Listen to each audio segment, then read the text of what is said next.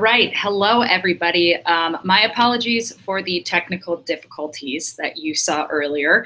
That's the thing about technology, is that it doesn't always go exactly how you want it to. My name is Mary Jo Matta, and I'd also like to welcome the illustrious Dan Meyer onto this Google Hangout on air with me. Welcome, Dan. Thank you. Great to be here. So let's talk real quick about where this conversation actually came from, because I'm not sure if everybody who's watching this live knows about the genesis of this. So why don't you give your side of it, and then I will give my side of it. Great story. One of the great meetings of the minds here really is how this happened. So I was reading a blog post by a guy named Doug Levin. He was analyzing a RAND study of personalized learning schools, and there was a curious finding in the mix. Like all these surveys in this study, a lot of them went, as you'd expect, with personalized learning teachers talking about how they have more time for tailoring lessons to students. They do less whole group instruction, how students can prove competency when they want to. And then there's this curious finding it was survey results about more engagement, effective, and community measurements. Like, I feel safe at this school, and I know an adult who I can go to. Teachers here care about every student, not just the high achieving students. And it was just weird that the balance flipped, the switch flipped, and where the personalized learning schools used to be stronger, they wound up being actually weaker in these measurements, where students felt less like they had someone that they could talk to. They felt less safe in the school, sometimes by significant margins. So at that point, I tweeted out something, wry, maybe a little bit sarcastic, hopefully constructive, as I do on Twitter, and said, could someone please send me a calendar invite to the meeting where we discuss the core assumptions of personalized learning. There's also an EdSurge article where someone wrote an op-ed about how they just didn't see the engagement they wanted to out of their personalized learning model. So all this combined into that tweet. And Mary Jo, who is possibly used to sending out calendar invites for meetings and podcasts, I don't know, queued off of that and sent me a calendar invite. And here we are. There was some back and forth about who was bringing pastries. Appears that we both got our wires crossed there. I thought Mary Jo was. But other than that, I'm here prepped. I'd love to have an awesome conversation with Mary Jo, and any back and forth with the viewers and listeners would be great. I can't say that I brought any virtual pastries, but I do have my trusty Diet Coke can with me, because this really gets me through everything. It actually got me through teaching as well. So that is right here next to me. Yes, so essentially everything that Dan said is tried and true. I have a penchant for sarcasm as well, but I also know that Dan has a lot of experience writing about everything related to math, technology, personalized learning. And so with that, we decided to do something a little different and actually make this a live conversation as opposed to just a Google Hangout between the two of us. We're also going to turn this into a podcast and a corresponding Q&A, which means that you watchers will actually have the opportunity to be a part of that. Because if you can't see on this YouTube screen, there is a chat function. I believe it's to that way, one of the ways, on one side of me. And there will be a portion at the end where you can actually ask questions of Dan, pick his brain, or just bring up some of your frustrations or supports for personalized learning in the way that it's being implemented. The other thing I should say is, if you have not gotten a chance to check out either the RAND study or the EdSurge article that Dan briefly mentioned, we will include both those links in the chat. The one that he specifically tweeted about was a piece that came out of an event that we had in Atlanta about some work that Fulton County Schools had done down there, where personalized learning was the goal, but not necessarily what ended up happening. And you will hear little bits and pieces of that story as they're weaved in and out of the questions that I'm going to discuss with Dan. I will be playing a bit of a nuanced part. There may be some parts where I play the devil's advocate, because as a journalist, it's great to offer both sides. But Dan, I'm very curious to get all of your insights into the good and the bad of personalized learning. And of course, I would be remiss if we didn't start out with the basics, which is, what the heck do you, not other places, nonprofits, other teachers, what do you define as personalized learning? Yeah, it's a great question and a very contested answer. I'd say there's a couple of key parts that are non-negotiables.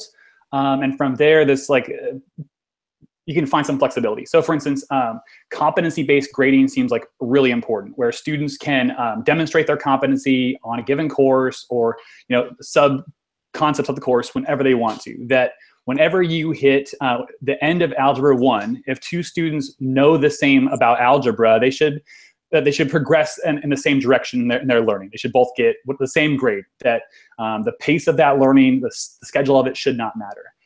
That's one. The other is that I think is just largely non-negotiable, is this idea that technology should play some part in helping students learn at their own pace.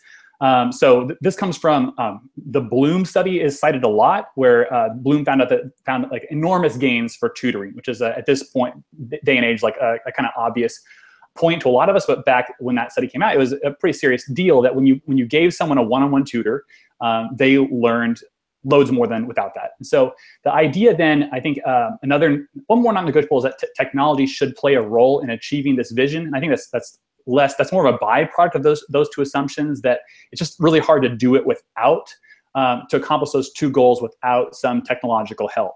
The idea is that, how can you get this? I'm a teacher, I have 40 students.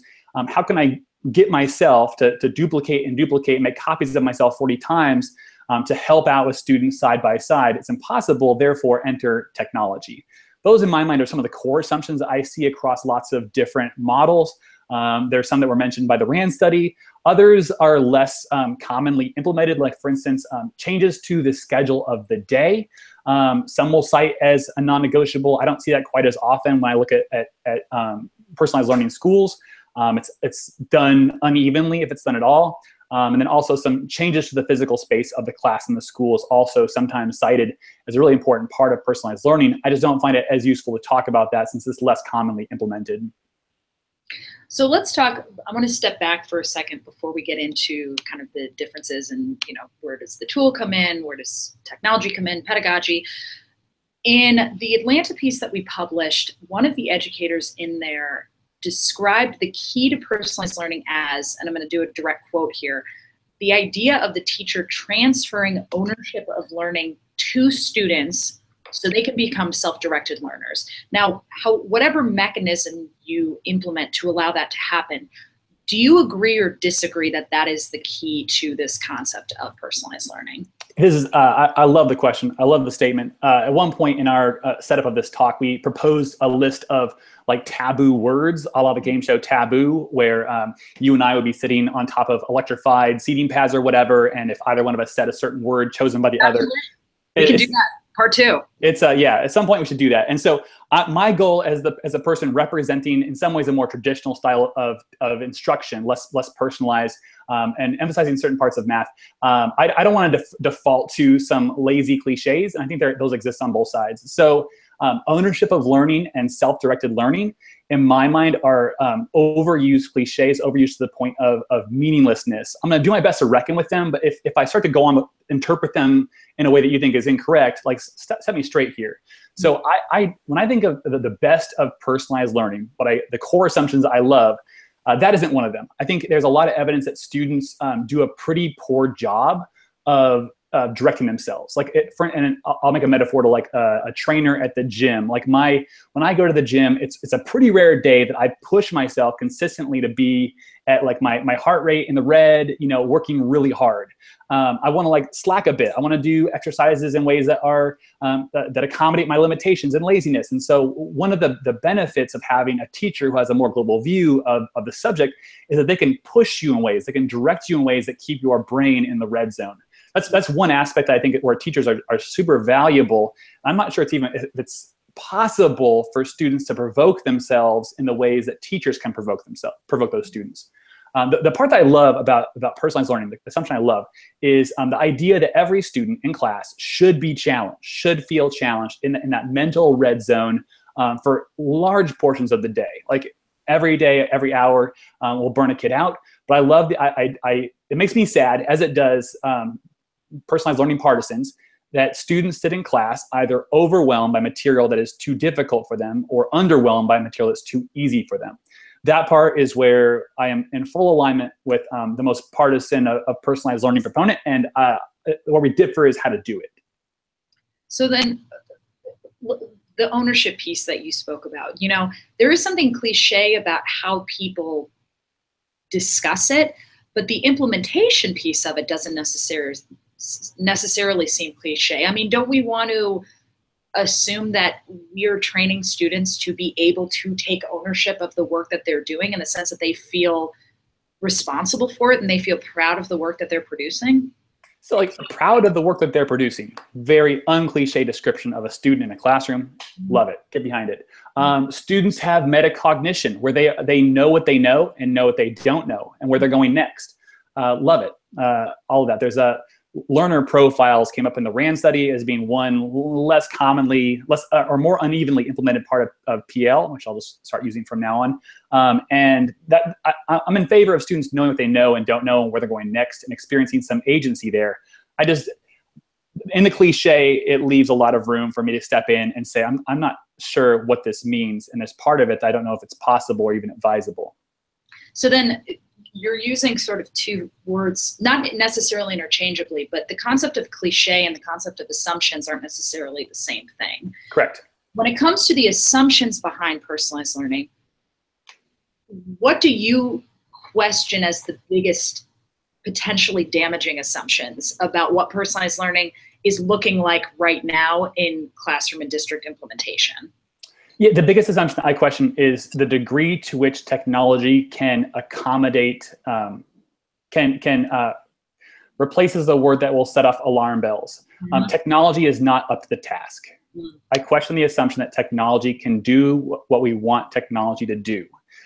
We ask technology to do a couple things that I don't think in 2017 it does a good job of or an adequate job of. And one is to be the human tutor at the side of the student. We overestimate the ability of a computer, like we have 40 computers. That's like having 40 human tutors. We vastly overestimate that when we talk about specifics. And also the ability of the computer to assess student mastery in a competency-based system. I've run as a teacher, as a math teacher, competency-based grading, and it was entirely on paper. And there's aspects of that that were a bummer for me. It was a lot of like hand grading, but I felt so much confidence that when I said, yes, you're competent, like that meant something. And there's a lot of ways we could talk about where computers, because of the limitations of what can go into the box and what they're able to understand, the box can understand, it diminishes the ability, the computer does not reach the level of the human tutor at assessing competency. I don't necessarily agree with you because having been a teacher myself, the concept of a computer replacing the role that I played in the classroom is frankly terrifying. But also, I did try to withdraw the R word. Okay, yes, I did try. Can we just yes. like strike that from the record? I'm looking at, I see that on the comments on the Google, or I'm sorry, the YouTube chat, nobody seems to be up in arms about it. So I think that you slid past that one. I didn't say it. I didn't say it. I realize that, you know, it's like it's the classic, like not all personalized learning technologists, you know, like no one wants to replace teachers. Everyone's very conscious of like not even coming close to that rhetoric. And I'm not going to like put that on anybody because I realize that's where we're at. Yes and no, because I would say that maybe people don't necessarily want to talk about it, but I certainly see some actions on behalf of some districts and some tech companies that seem to suggest otherwise. But nonetheless, let's talk about then what role you do think that tech can play, because obviously there is a role for it. And I can tell you, I mean, and you experienced this yourself as a teacher with many years of experience, that the idea of me personalizing education for my group of 126 graders in 1 year basically made me want to jump off a cliff, because the concept of that is just incredibly overwhelming. And so talk to me about the role then that tech can play. If it can play a role, a limited role, what role is that then? Well, I mean, I work for an ed tech startup called Desmos. We're making math ed tech for the future classes. So like I'm bought into tech. And certain uses. So there's a few things that I love about technology. One is the ability to pose multimedia-rich problems to students, to bring the world in from out there in a way that is mathematizable, and you can involve students in that process of mathematizing the world in a way that paper just can't do.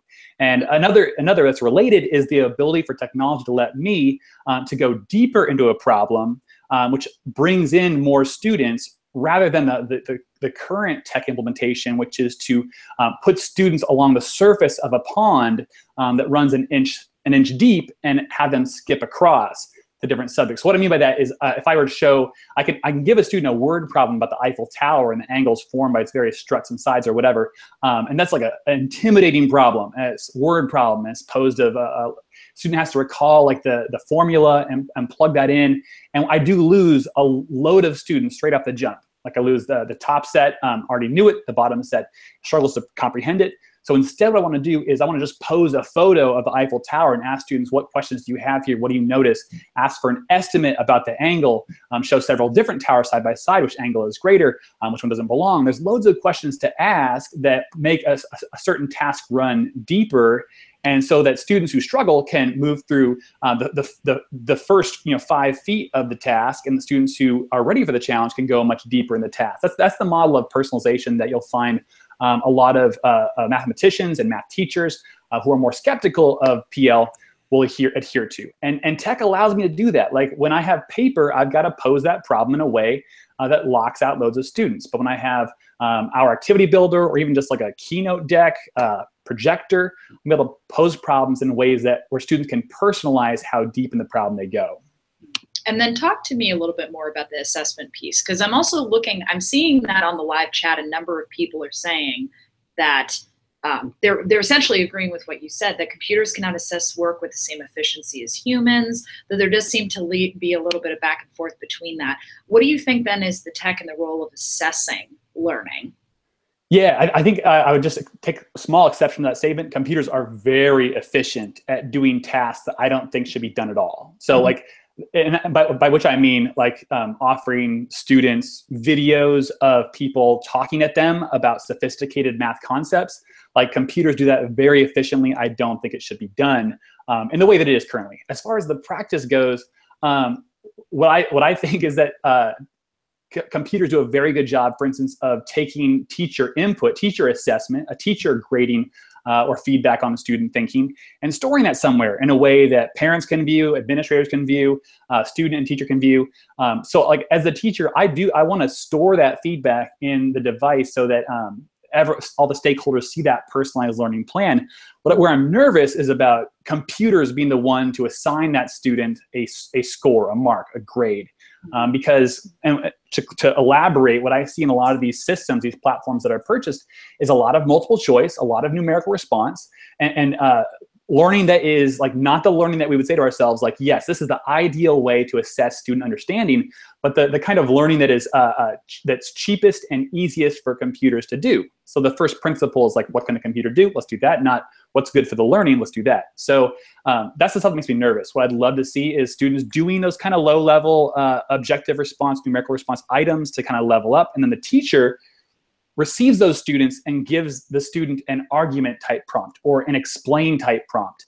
The sort of prompt that computers just can't assess, so they're not given to students. And then the teacher is the one that then makes the assessment that, okay, like you weren't just gaming, the algorithm. You weren't just like, pattern matching and guess and checking. You've actually got this, enters that in the computer, you're on to the next thing. And my follow-up response to you is going to be basically what you just said is what I've said to folks here in Silicon Valley. For those of you that don't know, we are located in Burlingame, California. And the response I've gotten from a few folks who aren't necessarily in K-12 or higher ed, but have thoughts, because everybody went to school, so everyone has thoughts, is, well, artificial intelligence will account for that. Someday computers will basically be able to do some of those forms of assessment that rely a bit more on human cognition right now. What would your response be to that person? Hey, fingers crossed, right? Sure. Hey, I mean, I'm not opposed. I don't see it. I don't see it happening in 2017. Like, I want to, like, what are we going to do? Like, put these systems in place, and then, like, so the kids between now and 2024 or whenever the singularity happens, like, they're going to get screwed, and then after that, the students are their learning is honored and well assessed. Like, we can't do that. Of course. All right, not to cut this in the middle, but I do want to hop into a little bit more focusing on some of the research that you mentioned. Doug Levin, who I think is actually on this Hangout right now, he did write about the RAND study that you referenced earlier. Shout out, Doug. Yes, and he pointed out that there was a slight, very small, but nonetheless a slight drop in the feeling of safety that students had if they were in personalized learning programs compared to students in regular programs. Now, I do want to clarify that it was a very small drop, but it was a drop nonetheless, and doesn't mean that it should necessarily be overlooked because of that. So I'm curious, what do you think leads to those sentiments? Yeah, I think it was like on the order of 15% decrease in the students who said strongly agree or agree to that statement. It was the one that had the largest drop. There were other statements where the difference was in favor of non-PL schools, but the difference was slight. That one was pretty striking. And in addition, it was the other one was there is at least one adult in this school who knows me well. And I was grateful for Doug for bringing that up. It definitely provoked me to get into the actual study itself, which had a lot of complicated findings in favor of and against PL. And I'll just offer my own speculation about what this is. And it draws from the online learning research for higher ed, which finds that when students are learning online, their feelings of belonging drop. And that also contributes to dropping out. And these studies were of middle school students in some cases who don't have the option of dropping out, but that sentiment of like, I got to punch out of this is reflected in other ways, I think, in this survey here. And the more getting one level closer to the ground here, when you walk into some of these implementations of personalized learning, you see students in warehouses or resembling call centers, and they're plugged into headphones into their computers, and they're watching videos of people talk at them, some adult that they don't know, for long periods without a check-in from a human being. Like what do we really think is going to happen here? And this is where I just think that the current tech runs into the laws of gravity a little bit, like the laws of the universe, where like teaching to some degree for most people is a relational event. Like learning is formed of relationships between people and in dialogue, not for everybody, not all the time, but for a lot of people, that's how we learn, how we enjoy learning. And so that requires lots of humans. Like if you want to scale that up, the idea is, yes, computers can do a lot of things at scale. We'll use those, but why do we anticipate that we can, scale up humans by using computers? Do you think then that we're at risk of moving from more of a community group-based mentality in schools to more of an individual-based mentality? Yeah, absolutely. I couldn't have said it better. Where I work at Desmos, we're not like looking to individualize learning is how we think of it. Like it's where you as an individual, it's like what am I learning? What am I watching? What assessment am I taking? Like we're in favor of a learning that is social and creative. So in like our efforts are at finding ways to make these devices, phones and computers that students love outside of class, resemble what they do inside of class. So like, for instance, think about what students are loving to do with their phones outside of class. Like they're creating and they're sharing those creations. They're creating snaps and stories and text messages and videos and photos, and they share those with people around them in their networks to get feedback on them, find out what triggers, what they like. But you bring those same devices into a school setting, and it's like they switch into airplane mode, essentially. Which for anybody who's had a phone knows, like that's the worst way for a phone to be.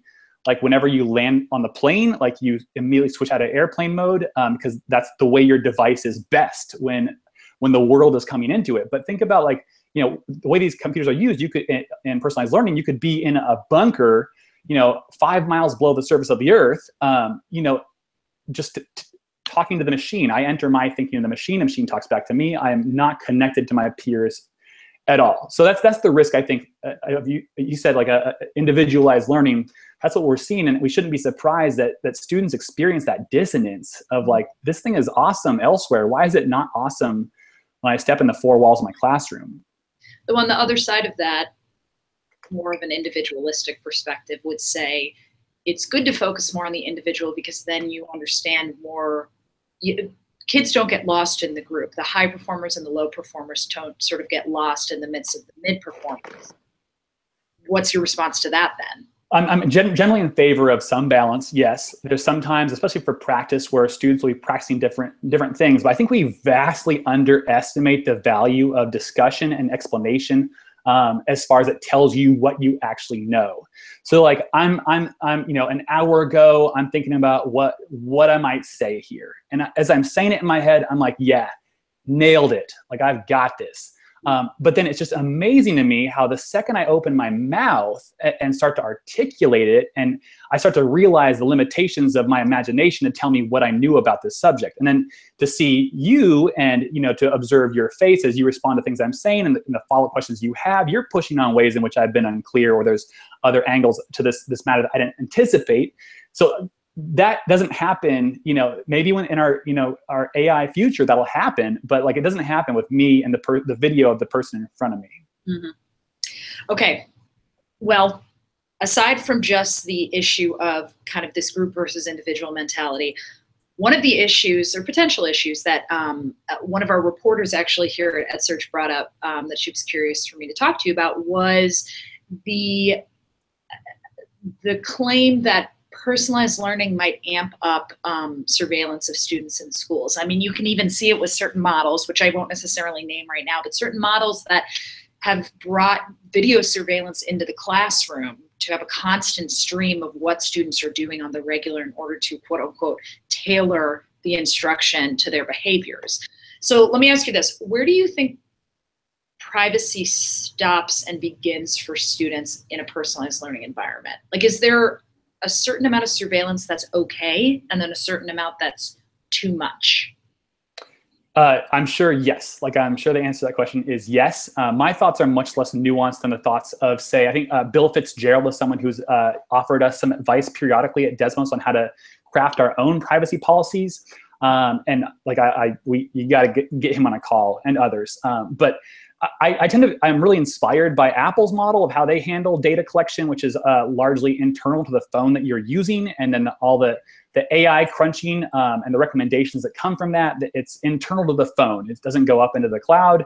It's not repurposed and repackaged and resold to advertisers. That's a model that I would love to, you know, I hope that the people who are pursuing these models would think about that, who would think about like, what is the least I actually have to capture? What is the least that I need to record on our servers? What can be stored locally in the browser? And like, how long do I have to hold on to this? Like, there's this website called Brilliant, amazing math challenges, love them. But I hate answering the questions because I sometimes get them wrong, and I know that what their model is to package up the smart people for resale, those identities to like universities and to companies. And so like, I know that my wrong answer is not just like my own personal, you know, like marker of improvement needed. It's like something that is like signaling this person is not worthy of being packaged and resold. It gets to me. And so there's those kinds of, that'd be an area where I think the lack of privacy around my thinking there is a bummer. And that crosses a line for me. And but like, I like that it might recommend, based on where I'm at, like maybe a problem that I should try and think about. That could be a positive outcome. So there's definitely a balance, and I'm not the person to speak with a lot of precision and nuance to that balance. It's funny because as I'm sitting here listening to you, I keep thinking to myself how humanizing this experience is between the two of us, because I think of you as sort of your Twitter personality. And now I'm seeing you in more of your live personality, and it makes me think to myself, at what point when we survey students or treat them as data as opposed to individuals, are we turning them into more kind of shells of who they are as opposed to the actual human sides of who they are? So that's something for the audience to consider. Deep. Really deep. Wow. I know, sorry to leave it a bit on a cliffhanger, but I want to get to the last couple questions before we give the audience out there a couple of minutes at the end for Q&A. We're probably going to wrap this in about 20 minutes. So if you have any questions, go ahead and throw them in live chat right now. But a couple of last questions for you, Dan. You and I talked about this before we hopped on the call. A lot of school models are using the phrase personalized learning in their collateral and their advertising and on their websites these days. You know, folks like some public schools and Milpitas and Rocketship are three of the ones that come to mind, all in California, granted, but all have somewhat diverse student bodies. Do you have any particular models out there that you think, this is just the worst? Or on the other side of that, any folks or implementations or models that you think, yes, this is good? Yeah, I mean, Summit's a really interesting one. We had a lot of conversations with their director of math, Zach Miller, and they're a group that I admire them in one particular way, especially, and that's that they have really rethought their model. They in an area where we don't, Silicon Valley, where we don't we really value self-confidence and this sense of inevitability to your hero narrative. They've said like, this didn't really work out so well. And I'm excited about what they're up to. Speaking to their previous model, they had students, they had like kind of two conceptions of learning. One was big projects, quarter long, really fun. Students love them, right? And then the other side was like playlists where you learn the guts, the nuts and bolts to help you do those projects. And as I understand it from a lot of different sources, public sources, when they've spoken about it, that the nuts and bolts happen in playlists where students would like go through and they would like watch someone talk about the thing. Or they would read someone's summary of how to find the slope of a line, let's say. And to hear them talk about what they realize is that students really struggle to learn like that. It's not how we know learning works. That model does nothing to surface what students already know and then build on that. If you think about how you talk with someone, you don't know the person, you're trying to teach them something, you try to dredge up what they know so you know what kind of like resources you have to build on and analogize from there. That model can't do that. It starts at a very formal level. Here's the definitions, here's the terms, watch this operation, now you do it. So to watch them realize that they needed to inject a human element even into the introduction of new learning. So now, as I understand it, they have a third element, like a conceptual learning element, where they introduce concepts and the practice comes a bit later and the projects after that. Seems like a model that really respects how we know humans learn and like to learn. It's going to be, I think, more human capital intensive, because this third edition, this conceptual learning, it requires humans to say, what do you know? And let's talk about that. But like, great, we need to, if we want good learning, we need to spend on good teaching. That seems uncontroversial in my head anyway. So I love that. I'm always skeptical if I walk into a room that is quiet.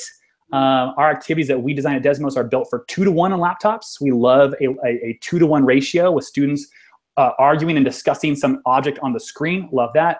Always nervous when we see students with headphones on, very quietly working on their computer screen. Calls to mind that bunker metaphor I talked about.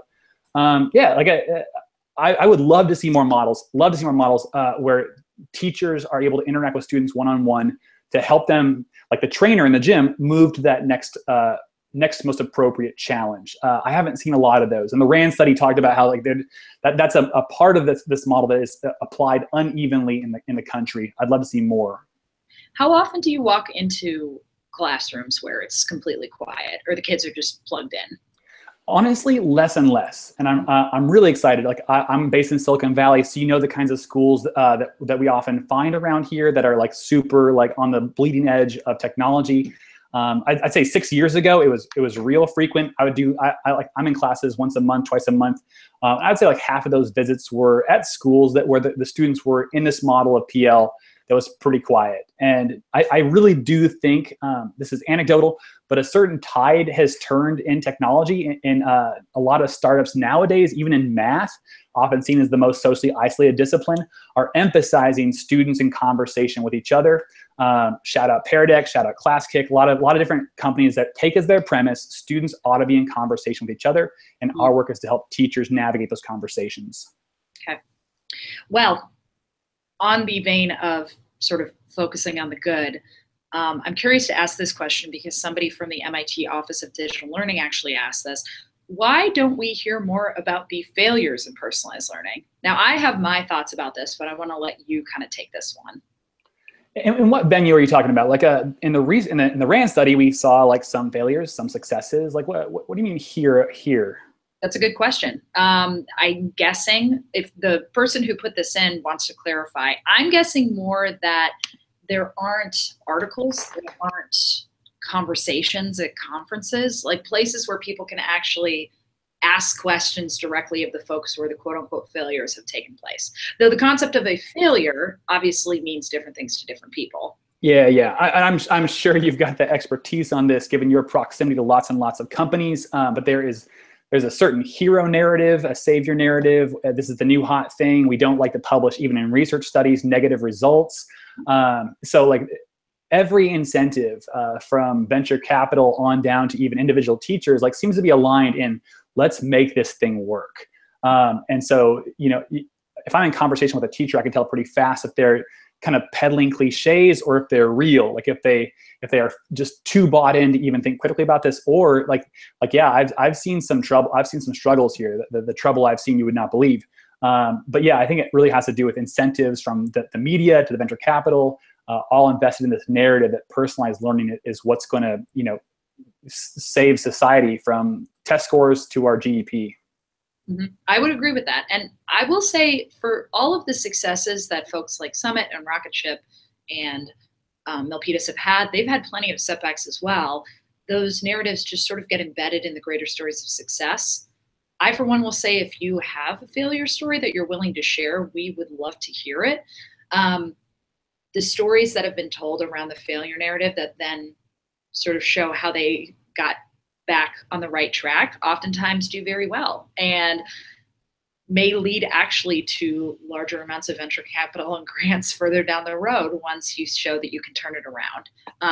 But that is a great question. I encourage anybody who is in a system or knows of a system that has struggled and either turned it around or hasn't turned it around to talk to us, because frankly, those stories are oftentimes the most helpful to other folks that are going through the exact same issues. For sure. Shout out failure. Yes, shout out failure. Woo, hey. Failure is part of the learning process. You're a teacher. I was a teacher. We know this. Shout out growth mindset. Hashtag growth mindset. Oh, man, I can't believe that just made its way into this conversation. All right. Let's go with a question actually that Angela Cooper asked earlier, because she asked it a bit back. And I wanted to see, I was curious what your answer was to this. What would your quote unquote ideal personalized learning classroom look like, Dan? Oh, love it. If money wasn't an object, if money had nothing to do with it, if you could just make it happen. Oh, dang, if money's no object, I'm getting lots of people in there. This is an easy one. You give me lots of money, I'm getting lots of people. Like people who know math, who know students, who love math, like who are eager to understand student thinking and build on that. Like that's just a no-brainer. You give me money, I get people. And then tech follows. You want to put some constraints on that. I'll just grant that for the premise for the moment. Like I'm interested in teachers having conversations with students, like the whole group conversations that surface ideas in productive ways. So I love the idea of students working at different levels on the same task, and technology bringing to me interesting different ways of thinking about it, from informal and early to formal and well-developed. And then we kind of walk through a few of those, and every student benefits from seeing all of those. Those kinds of activities are, from experience, very difficult to develop. But once you do, the results have been pretty fun to watch, at least anecdotally and experientially. Would you want administrators to redesign their budgets to allow for more personnel as opposed to physical pieces of tech? I mean, it's not in the administrator's court to decide that. Like human resources accommodate what, like 80% of a given district's budget on average, and technology much less than that. Like we couldn't say to the administrator, like, replace tech with people. There are different budget codes, number one. Number two, just you wouldn't get many people for the tech, I don't think. So we're really talking about, more system-wide reprioritization of resources. What's ironic is that there are some states that do seem to be, or cities that do seem to be, exploiting certain elements of budgeting structure from the higher ups to make way for that. I think in the city of Minneapolis, it's either in Minneapolis or the state of Minnesota, you actually get special education practitioners in the classroom for very little money. There's an element of the state budget that's accommodated for that. And so what that means is that these CMOs and districts are bringing in, 25 SPED practitioners, which is great, but doesn't always necessarily mean that things flow any easier, because with more personnel comes the need for more professional development. But that's a whole separate issue, as is the procurement issue, which you were sort of alluding to a little bit. Okay, let's go into something that Scott Miller asked, and I see that a few folks actually plus this, and I'm curious about this as well. Standardized testing, we know it. We love, hate, more love, can never really tell. Do you think that standardized testing pushes the implementation of personalized learning into an isolation model? That's not how I've seen the effect of standardized testing. I don't think it has an effect one way or the other on the social or individual aspects of learning personally. It's a great question. I'm thinking about real time here. the standardized test is like the outcome, should assess the outcome of the socialized process. Mm-hmm. What I think that the standardized testing does, in particular, California's assessment pre and post the Smarter Balance Initiative's redesign, has been to emphasize learning that is of a much more interesting and useful nature than before. Whereas before it was just like purely multiple choice. Now there's constructed response, there's evaluate this person's argument, all kinds of questions that emphasize many higher orders of mathematical thinking that are more valuable for people who don't go on to STEM careers or higher ed. I would love for more startups and personalized learning platforms to look at that and say, your multiple choice and numeric response items are not preparing students to succeed on those exams. That's where and I'm not seeing this. I wish that pulled. I'm rejecting the premise. I don't think that the test pulls one way or the other towards socialized or individualized. But what I wish I saw it dragging the item types that students are given in PL platforms more towards constructed response. Create this line, evaluate this argument. That's what I'd love to see. Okay. All right. Well, there's your answer, Scott. And I want to ask this last question as sort of the culminating end to this, because it may be sort of hard to tell based on our conversation, and I'm sure I fall on both ends of the spectrum as much as you do. Would you say that you are more or less optimistic about personalized learning as you've seen the word get, quote unquote, some would say bastardized, sort of more prolific in school usage, in grant making, PL, everywhere, all the time? Do you feel more or less optimistic?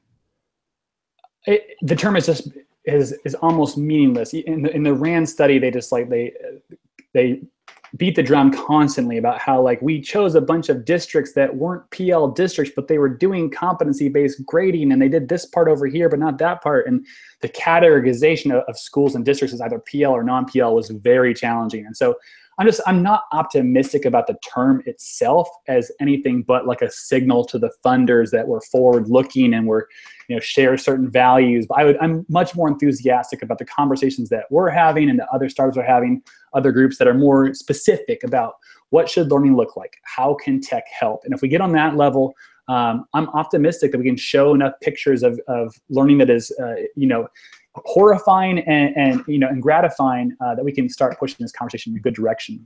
But how do you think we can continue having these conversations without some of the white noise that takes place when, for example, personalized learning shows up in 90 out of 100% of panel titles at a conference that someone may go to? Yeah, I think we should all, on this call, resolve to be a little bit annoying when it's possible and to ask people to clarify their priors, to define personalized learning in very concrete terms. So no one gets to jump up to the front and intro a session talking about we just want to create self-directed learners who learn at their own pace, et cetera, et cetera. But so what does this mean on the ground level? What does a good classroom look like? If I walked into your school, what makes you happy to see? Get on that level as fast as possible, as annoyingly as possible. That's my resolution. I'm glad we've done that here, I think, and I want to do that in more venues when those terms just get bandied around. We all know what we're talking about. Right. All right. Well, you heard it here from Dan first. He wants you to be more annoying. I'll slightly change the word to persistent, and have these conversations with each other and take them offline as much as they are online, because we don't have enough offline conversations. Before we wrap up, there's a couple of last minute housekeeping items I just want to take care of. If you want to continue this conversation, EdSurge does have a Twitter chat coming up in approximately 3 minutes. So hop on Twitter if you want to do that. As more of a personal feeling, I used to teach in Houston, and I can tell you beyond a shadow of a doubt that Harvey has absolutely wrecked it for a lot of the districts and schools down there. So if you do have any extra money in your pocket, please, please, please, I encourage you to donate it to some of the school systems down there. KIPP Houston is collecting. Houston Independent School District is collecting. A lot of them went back to school today, but that doesn't mean that the work is any closer to being done. So please, please, please, if you can, donate your money or your time. It is very much appreciated. Dan, I want to give you one last minute to say whatever you want to say. Shout it off from the mountaintops. Go for it. Just know what you love about learning and teaching, and let's make sure whatever models we use testify that truth. If you ever feel that twinge, like, this is not living up to my ideals. Don't suppress that. Steer straight into that and change it. Excellent. Thanks a million, Mary Jo, for being on this podcast. And we're going to make this into a full podcast and a Q&A. So if you want to hear it back again, either go on SoundCloud around next Tuesday, or this will be on the YouTube channel, so you can always access it afterwards. And of course, Dan, if they want to get in touch with you, what's your Twitter handle? @DDMeyer, Meyer. Excellent. All right. Thank you, everybody, so much for tuning in. Have a fabulous Tuesday, and we're going to stop the broadcast right now.